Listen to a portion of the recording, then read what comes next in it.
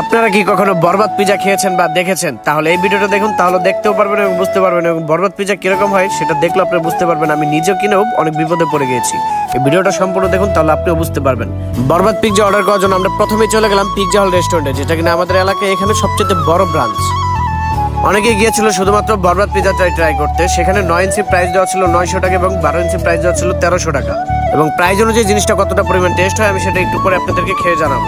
এবং এই রেস্টুরেন্টের স্পেসটা এতটাই বড় যে এখানে বাচ্চাদের খেলাধুলার জন্য আলাদা স্পোর্টসের জায়গা আছে, এবং ছবি তোলার জন্য ফটো কর্নার আছে, স্পেশাল চেয়ার আছে, দোলনা আছে এবং আদার্স অনেক কিছু আছে এটার ভিতরে। এট লাস্ট আমাদের বরবাদ পিজাটি আমাদের কাছে চলে আসে এবং আমরা একটা পিজা এবং 2টা বার্গার অর্ডার করেছিলাম। কিন্তু বিশ্বাস করেন ভাই, প্রাইস অনুযায়ী পিজাটা একদমই ওইরকম টেস্ট ছিল না। কিন্তু 2টা বার্গার অর্ডার করেছিলাম, একটা 90 টাকা, একটা 160 টাকা। দুইটাই বেস্ট ছিল। আর এই পিজাটার নাম বর্তমানে বরবাদ পিজা এই জন্য রাখা হয়েছে কারণ বরবাদ মুভিটা বর্তমানে সুপার হিট চলতেছে এবং ট্রেন্ডিং এ আছে, তাই তারা টেকনিক খাটে এই নামটা রেখেছে। এবং এই বরবাদ মুভির সাথে এই পিজাটার একটা মিলও রয়েছে। বরবাদ মুভিতে যেমন নায়িকা নায়ককে ধোকা দেয়, ঠিক সেম ওইভাবেই এই পিজাটাও আমাদেরকে এক প্রকার ধোকাই দিয়েছে। কারণ সে যে পরিমাণ প্রাইস দিয়েছে সেই পরিমাণ টেস্ট সে দিতে পারে না, এবং বলা হয়েছিল যে অতিরিক্ত আপনার চিজ দিয়ে দিতে এবং এক্সট্রা ব্লাস্ট চিজ দেওয়া হবে, সে বলে দিয়েছিল, কিন্তু এইভাবে কিছুই দেয় নাই। কিন্তু বার্গার দুইটা খুবই অল্প দামের ভিতরে খুবই সুস্বাদু ছিল। একটা হচ্ছে শুধু চিকেন বার্গার, একটা হচ্ছে চিকেন চিজ বার্গার। দুইটার দামই খুবই অল্প এবং টেস্ট বলা লাগবে না ভাই, অসম্ভব লেভেলের সেই রকম হয়েছে। এখন পিৎজাটা খাইতে যদি একটু কষ্ট হয়েছে, কিন্তু তারপরেও ভাই টেস্টার লেভেলটা একটু বাড়ান। যদি আপনারা আমার এই ভিডিওটা দেখে থাকেন, এই ভিডিওটা আমি কাউকে হেড বা ঘৃণা করার জন্য বানাই না, বা কোনো কোম্পানিকে ছোট করার জন্য বানাই না। হয়তো আমার কাছে ভালো লাগে না, কিন্তু আপনাদের কাছে ভালো লাগতেও পারে।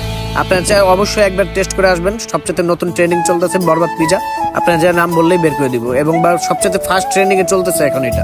আরেকটা কথা না বললেই নয়, এই রেস্টুরেন্টের পরিবেশটা কিন্তু খুবই সুন্দর ছিল। কোনো রকম কোনো নয়েজ ছিল না, কোনো যানজট ছিল না, কোনো যায় ঝামেলা ছিল না, কোনো প্যারা ছিল না, কোনো ডিস্টার্ব ছিল না। কিন্তু তাদের সার্ভিসটা অনেক অনেক লেট। আমি জাস্ট একটা পিৎজা আর 2টা বার্গার অর্ডার করছিলাম, মিনিমাম আমার 1 ঘন্টা 10 থেকে 20 মিনিট সময় লাগাইছে আমার তো পিৎজা আর বার্গার গুলো দিতে।